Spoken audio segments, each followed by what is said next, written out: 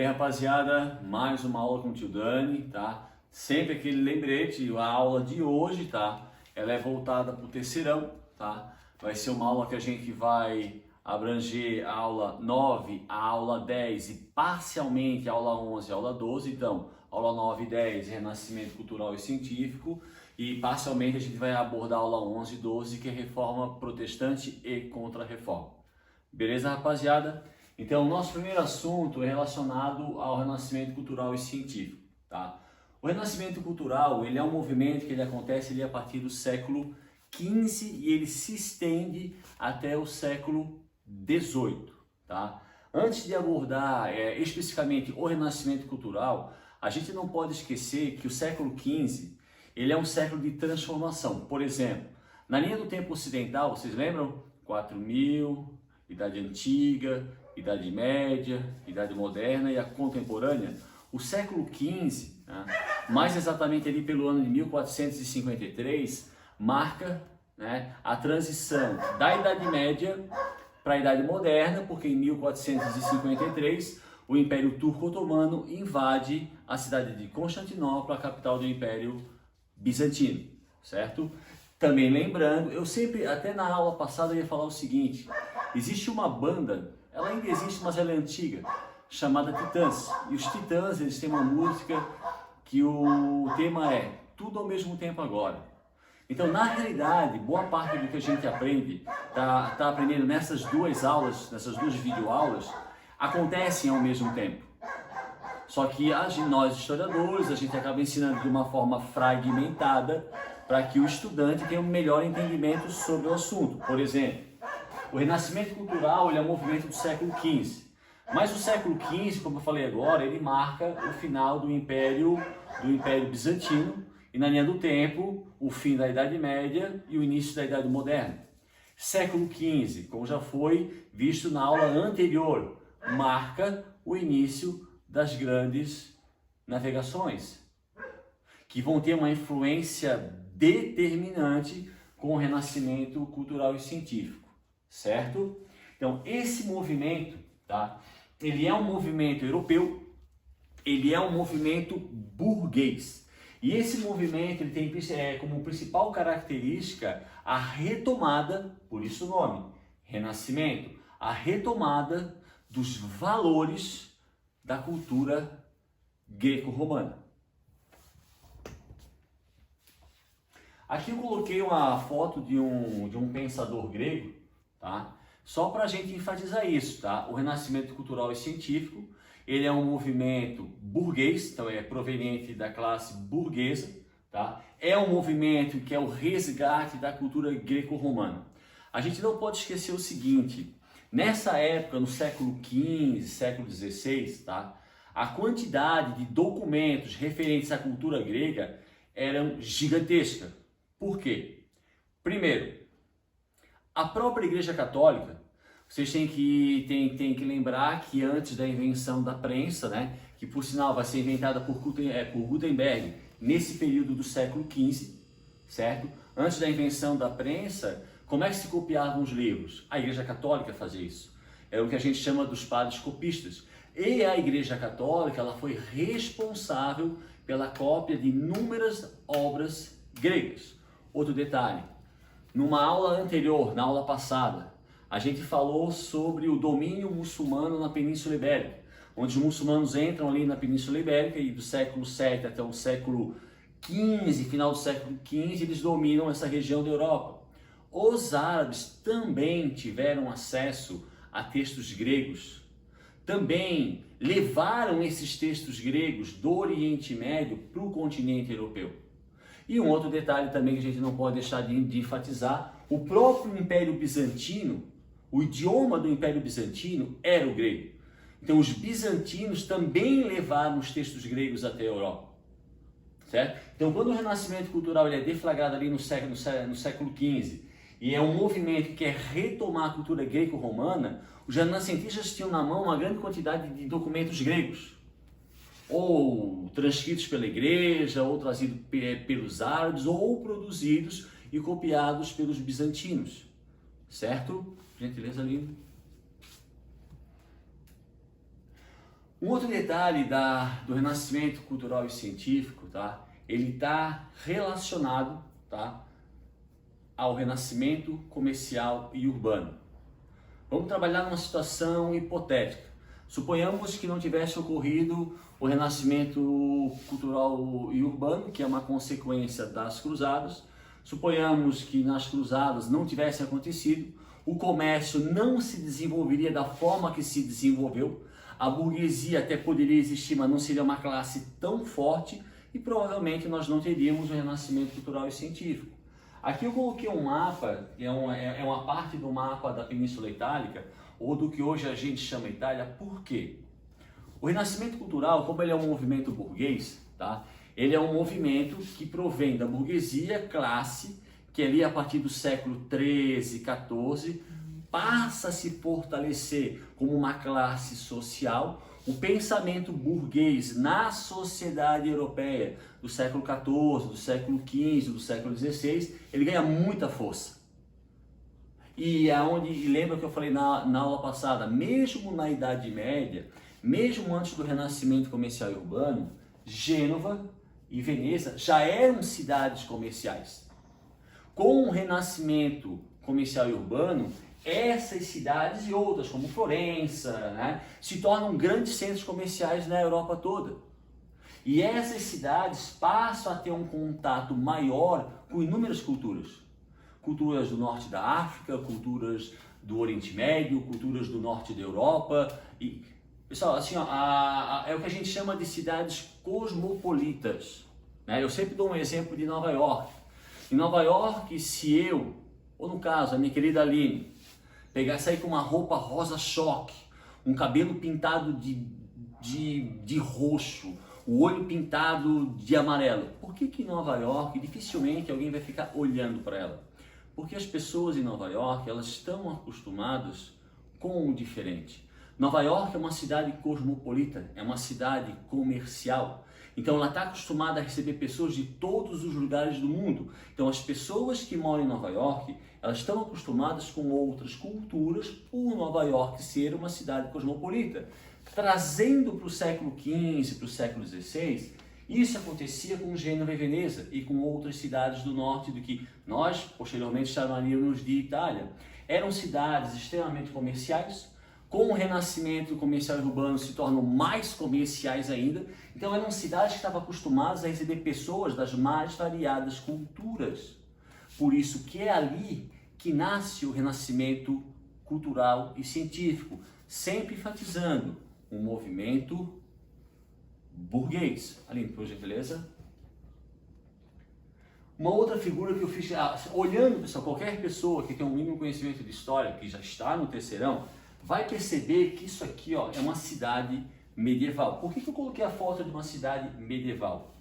Lá no renascimento comercial e urbano, como o comércio vai se desenvolver na área urbana, isso vai dar origem à universidade. Não é que vai dar, mas vai propagar as universidades. Essas instituições elas já existiam antes do renascimento comercial e urbano. Mas com o desenvolvimento do comércio, há uma maior necessidade de mão de obra especializada. Essa mão de obra vai ser formada onde? Em universidades. E a partir do renascimento comercial e urbano, as universidades passam a se desenvolver e as universidades passam a existir universidades laicas. Quer dizer, o ensino, o monopólio do ensino, ele não vai ficar mais só na mão da Igreja Católica.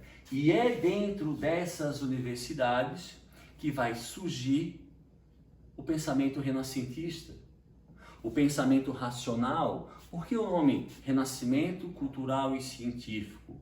Porque junto com a cultura, o que se desenvolve na Europa a partir do século XV? A ciência, o pensamento racional. E aonde que esse pensamento vai ter um campo para se desenvolver? Dentro das universidades. Então, como eu falei aqui, o renascimento cultural ele não pode ser desvinculado do renascimento comercial e urbano, porque é um movimento burguês, e a burguesia se fortaleceu com o renascimento comercial e urbano. É um movimento tipicamente urbano, porque com o renascimento comercial e urbano as cidades se desenvolveram. É um pensamento, é um movimento ligado à ciência, ligado à razão, aonde que o processo científico, onde que a ciência vai se desenvolver aqui nessa área urbana? Dentro das universidades. Perfeito, Aline?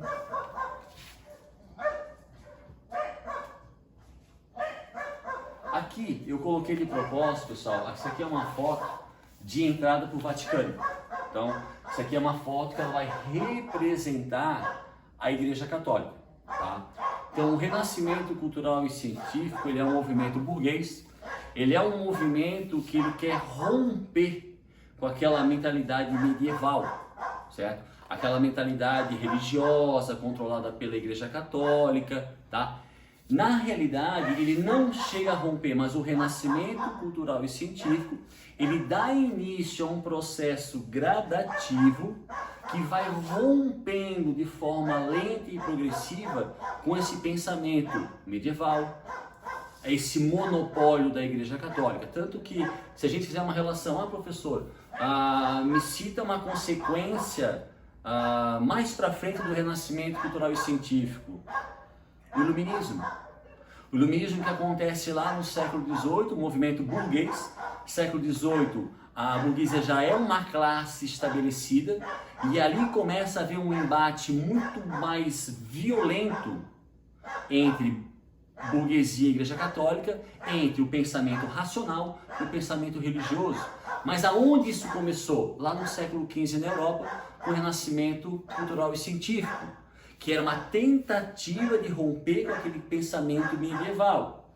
Mas a gente não pode esquecer, apesar do racionalismo, apesar dessa nova mentalidade burguesa, lá no século XV, XVI e XVII, a igreja ela continuou a ter um controle muito grande dentro da sociedade. Então há uma mentalidade diferente na área urbana.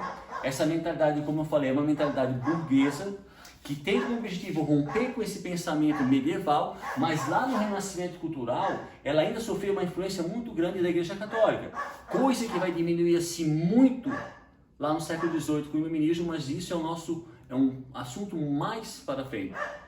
Beleza? Ali. Aqui, pessoal, eu coloquei uma foto de uma pintura do Rafael, que é uma pintura renascentista, tá? O renascimento cultural e científico, ele tem várias características.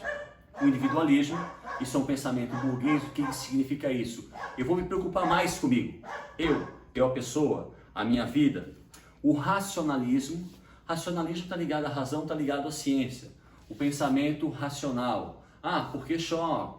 Chove porque é quente, a água evapora, ela vai se aglomerar nas nuvens e depois ela é jogada para baixo. O pensamento racional.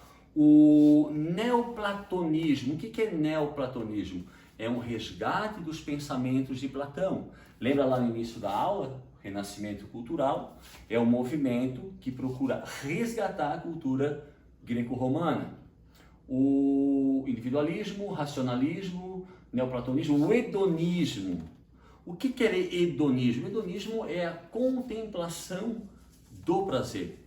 É ter o prazer de fazer algo, ter o prazer de olhar uma obra bonita, ter o prazer de fazer uma obra sem aquele sentimento de pecado. Porque durante a Idade Média, durante muitos séculos, o sentir prazer, até a própria alegria, o rir, em algum momento da Idade Média, ele era condenado pela Igreja Católica. Então o hedonismo é uma característica do Renascimento que exalta o quê? A contemplação do prazer. Vou sentir prazer sem me sentir culpado. Outra característica do Renascimento, o humanismo. O humanismo não é só a valorização do corpo humano, mas é a valorização da ação humana. O que o renascentista pensa com relação a isso? Vou dar um exemplo mais ligado a colégio. Eu tirei, segundo o pensamento renascentista, eu tirei 0. A culpa não é de Deus, a culpa é minha, porque eu não estudei. Se eu tirei 10, de acordo com o preceito renascentista, a culpa não é de Deus, a culpa é minha, porque eu estudei. Então o que é o humanismo? é a valorização do corpo humano, mas a valorização da ação humana. E tudo isso vai levar ao antropocentrismo, que é uma característica que a gente já citou numa aula anterior. O homem, ou o ser humano, é o centro do universo, que é um pensamento que vai se opor ao pensamento medieval, ao pensamento da Igreja Católica, que é o teocentrismo. Deus é o centro do universo. Então, grave. Característica do renascimento cultural e científico: racionalismo, individualismo, antropocentrismo, humanismo, hedonismo, neoplatonismo e o naturalismo. O que é o naturalismo? É fazer uma obra, tipo uma pintura, o mais próximo possível da realidade. Então, por que eu usei essa obra do Rafael? Se a gente observar, essa obra é clássica, ela está em vários livros. Se a gente ver essa obra, os detalhes, a preocupação em preencher os espaços, se a gente olhar mais profundamente, a gente vai observar que o autor da obra ele se preocupa em descrever lá atrás as montanhas, a casa, a chaminé de uma casa, uma árvore. Outro detalhe: crianças sem roupa, valorização do corpo humano. Então, o naturalismo, quanto mais próximo da realidade. Então, essa obra do Rafael, ela representa bem essas duas características do Renascimento. O humanismo, que é a valorização do corpo humano, e o hedonismo. Por gentileza, Aline. Uma outra obra que é clássica, essa é clássica, né? Acho que Teresa de Pietà, aqui é Maria com Jesus Cristo. Se vocês observarem essa obra, é uma escultura, não é uma pintura. Ela é perfeita. Naturalismo. Então, seja na literatura, seja na escultura, seja na pintura, o que o artista renascentista quer? Atingir o máximo possível a perfeição. Ele quer representar a realidade à sua volta da melhor forma possível. Então, essas duas obras, essa escultura e a pintura anterior, é a maior representação dessa característica do Renascimento, que é o naturalismo. Por gentileza, ali.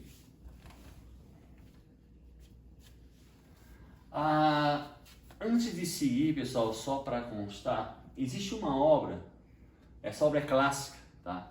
Foi escrita por Dante Alighieri, que é a Divina Comédia. Ela não é uma obra necessariamente do Renascimento, ela é uma obra ali do século XIV, e o Renascimento é deflagrado ali no século XV. Mas ela é considerada uma obra pré-renascentista. Então ela não está ali dentro do século XV, que segundo os historiadores seria o século que é deflagrado o Renascimento cultural, mas era uma obra pré-renascentista. Por quê? Dentro dessa obra, o Dante Alighieri, que é um sonho onde a sua amada morre, se eu não me engano o nome dela é Beatriz, e num sonho ele vai procurar Beatriz e um anjo vai levar ele para procurar Beatriz no inferno, no purgatório e no céu. E lá no inferno, quem que o Dante Alighieri encontra? Membros da Igreja Católica queimando no fogo, membros da alta nobreza. Então essa não é uma obra renascentista, mas é uma obra pré-renascentista, porque é uma obra anterior ao Renascimento, mas que critica membros da Igreja Católica. E o Renascimento, na realidade, ele é um movimento de crítica à Igreja Católica, mesmo que naquela época fosse uma crítica um pouco mais amena, porque a Igreja ainda era uma instituição muito forte, tá? Antes de explicar, pessoal, essa imagem, tá? A gente não pode esquecer, como a gente viu o mapa lá da Península Itálica, que o Renascimento cultural ele vai ser iniciado ali no norte da Itália, e nas cidades de Gênova, Veneza, Florença, tá? Mas ele se espalha por toda a Europa. Então a gente pode citar, por exemplo, pensadores iluministas não italianos, Nicolau Copérnico, que é polonês, né? Ele vai criar o que a gente chama de heliocentrismo, porque até então, qual era o pensamento medieval? O geocentrismo. A igreja dava ênfase que era a Terra que ficava parada e os planetas giravam em volta do planeta Terra. O heliocentrismo criado por Nicolau Copérnico, ele vai dizer o quê? Não, que é o Sol que fica ali parado e são os planetas, inclusive a Terra, que giram em torno do Sol. E Nicolau Copérnico é polonês. Na literatura, William Shakespeare. A gente até falou numa aula anterior, com a criação, por exemplo, da história de Romeu e Julieta. A princípio parece ser uma história de amor, mas é uma história muito dramática, é uma história violenta, onde o casal, na realidade, morre através do suicídio. E a gente tem que lembrar que até hoje, na nossa sociedade, a gente no século XXI, falar do suicídio já é meio que um tabu. Vocês imaginem no século XV, no século XVI. Né? Então é uma obra da literatura, mas para quebrar aqueles paradigmas daquele período. Outro, Miguel de Cervantes, Don Quixote, Erasmo de Roterdã, que era um holandês que vai criar uma obra chamada Elogio à Loucura, uma obra que vai tecer críticas fortíssimas à Igreja Católica, e é uma obra que vai inspirar um homem chamado Martinho Lutero, que é o nosso próximo assunto, que é um alemão responsável pela deflagração de um importante movimento chamado de Reforma Protestante. Então aí a gente já percebe a relação do Renascimento cultural, que é um movimento de crítica à Igreja Católica, mas que vai auxiliar a Reforma Protestante, que aí é um movimento que realmente quebra com a Igreja Católica.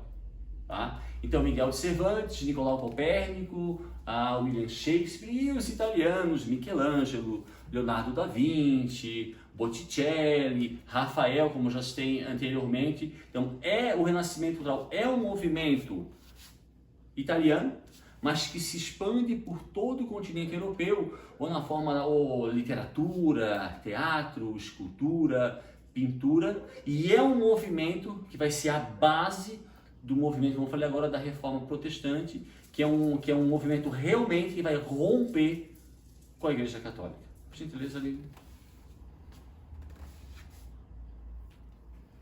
Bom, como eu já falei agora, o renascimento cultural e científico que surge na Itália, ele vai ser a base de um outro movimento chamado Reforma Protestante.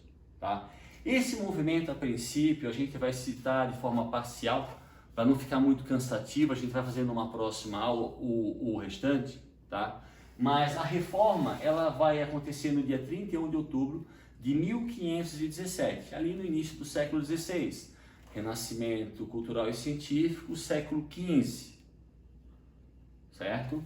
Esse movimento ele vai ser iniciado na região que hoje seria um país chamado Alemanha, mas todos nós sabemos aqui do Terceirão que a Alemanha, como a Alemanha, a capital Berlim, ela só surge em 1871, tá? Esse movimento vai ser deflagrado por um homem chamado Lutero,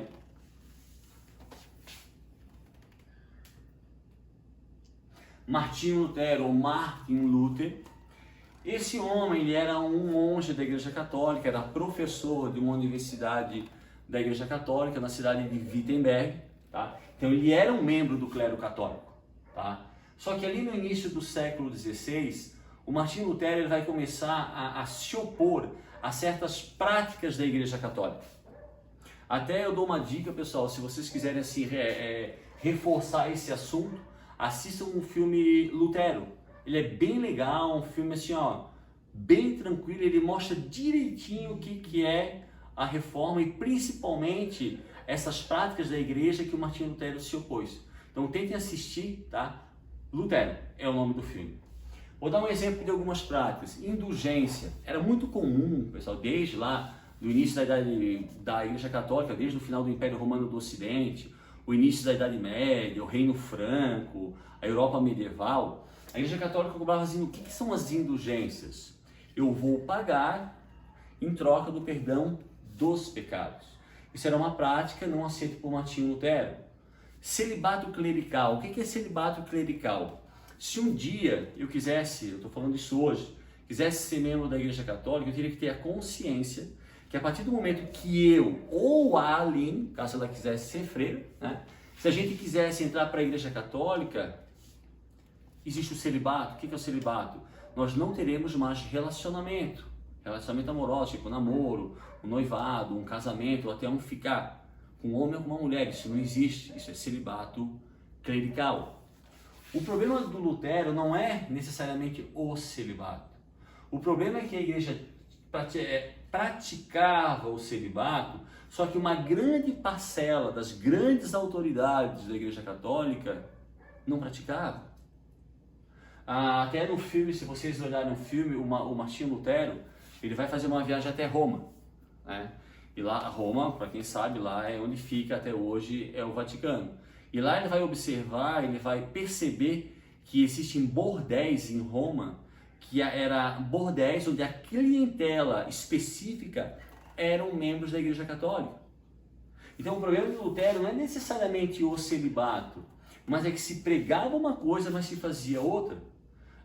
Vai existir um papa, se eu não me engano, é o da família Borgia, né? É um papa que a Igreja Católica não gosta muito de falar, que ele vai ter até 10 filhos. Então essa não é a prática do celibato que revolta o Lutero, mas é o fato de pessoas pregarem o celibato, mas não fazerem o celibato. Outro detalhe, venda de relíquias. Vender madeira dizendo que é a madeira da cruz de Jesus, pena dizendo que é a pena do Espírito Santo, porque o símbolo do Espírito Santo é uma pomba branca. Vender panos brancos, alegando que eram panos das vestes que Jesus colocou quando estava na cruz. Martinho Lutero não concordava com a venda de relíquias. Outro detalhe, na época, uma grande parte dos membros da Igreja Católica, eles não estudavam para ser padre, eles compravam um cargo. Isso a gente chama de simonia. Simonia é a venda de cargos. Então, muitos membros da Igreja Católica, padres, bispos, arcebispos, eles compravam um cargo. Então, eles compravam esse cargo, obviamente, com o objetivo de adquirir benefícios com relação a esse cargo. Então, a compra de cargo nós chamamos de simonia. A simonia, venda de relíquias, as indulgências e o desrespeito ao celibato clerical levaram, isso tudo acontece principalmente após uma viagem a Roma, tá? Levaram Lutero, que até então era um monge, um membro da Igreja Católica, a deflagrar no dia 31 de outubro de 1517 um movimento chamado Reforma Protestante. Por que Reforma Protestante? Porque era um protesto contra a Igreja Católica. E aí acontece a tão famosa 95 teses. Martinho Lutero vai descrever numa folha 95 teses, que seriam relatos aonde vai um a um ele vai descrever críticas à Igreja Católica. E ele vai colocar essas 95 teses numa igreja na cidade de Wittenberg. Essas 95 teses chegam à mão do Papa, o Papa lê as 95 teses, envia uma bula papal em 1520 ao Martinho Lutero, exigindo que ele retirasse das 95 mais ou menos 45 teses. Martinho Lutero queima essa bula em praça pública. Então a gente diz assim, a gente tem que compreender o fato. A gente está falando de 1520, uma sociedade onde a Igreja Católica tem um poder extraordinário, uma sociedade onde existe desde o século XIII os tribunais da Santa Inquisição. O Martinho Lutero, a partir do momento que ele queima uma bula papal em praça pública, ele se torna um inimigo número 1 da Igreja Católica. Tanto que é nesse mesmo ano de 1520, a Igreja lança uma lei dizendo o seguinte: quem matar Martinho Lutero não estará cometendo pecado. Então, na realidade, a Igreja Católica tenta assassinar Martinho Lutero. Por que ele não morre? Porque quando Lutero começa a pregar contra a Igreja Católica, lembrando que não existe Alemanha, lembrando que aquela região da Alemanha, ela era controlada por reis, príncipes, barões, duques e assim vai, vários membros da nobreza alemã. Ele tece críticas à Igreja Católica, mas ele mostra à nobreza que ele respeita a nobreza. Essa demonstração de respeito de Lutero com relação à nobreza traz parte da nobreza para o lado de Martinho Lutero.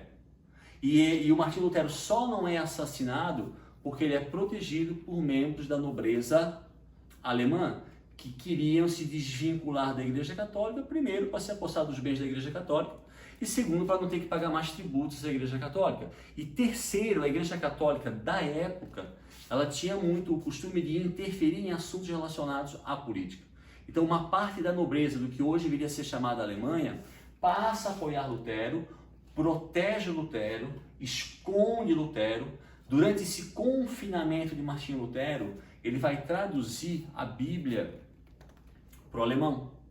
Um outro fato que a gente não pode deixar de destacar, isso já desde o Renascimento cultural e científico, a prensa, uma invenção de Gutenberg. Como no período de Martinho Lutero já tem a prensa, a partir do momento que ele pega a Bíblia, ele interpreta da forma dele e passa para o alemão, esses pensamentos de Martinho Lutero, por que eles circulam com maior velocidade pela sociedade? Por causa da prensa. Por que a reforma protestante, que é o movimento posterior ao renascimento cultural, por que essa reforma ela alcança uma abrangência tão grande e tão rápida? Por causa da invenção de Gutenberg. A prensa, que aconteceu no século XV, a reforma início do século XVI. E essas ideias de Martinho Lutero vão dar origem ao que nós chamamos de religião luterana. Em outros lugares vai surgir a religião anglicana, vai surgir a religião calvinista, mas isso é um assunto para uma outra aula. Por isso o nome é Reforma Protestante. Ela vai romper com a Igreja Católica e Martinho Lutero vai dar origem na Europa à primeira religião cristã não católica, que é a religião luterana. Para a gente encerrar, pessoal, só fazer uma próxima imagem. A reforma, ela não é necessariamente um movimento popular, tá? Ali quando acontece a reforma, o rompimento com a Igreja Católica, o surgimento da Igreja Luterana, a crítica de Lutero à própria Igreja, isso vai incentivar outros movimentos na Europa. E lá na Suíça vai surgir um movimento chamado de movimento anabatista. É um movimento de cunho religioso, é um movimento popular, porque é um movimento dos camponeses, é um movimento que ele é estimulado pela reforma de Martinho Lutero, mas ele é um movimento contra a nobreza. Ele é um movimento camponês contra a servidão. Ele é um movimento camponês contra os tributos cobrados pelo nobre. Ele é um movimento camponês que também luta pela terra. Então, o movimento anabatista é um movimento que surge a partir da reforma. Mas quando esse movimento ele acontece, ele é um movimento extremamente violento contra a nobreza europeia, Martinho Lutero se coloca contra esse movimento. Por quê? Como eu falei há 5 minutos atrás, pessoal, quem é que protegeu Martinho Lutero durante aquele período que a Igreja Católica mandou matá-lo? Foi a nobreza. O movimento anabatista é um movimento camponês contra a nobreza.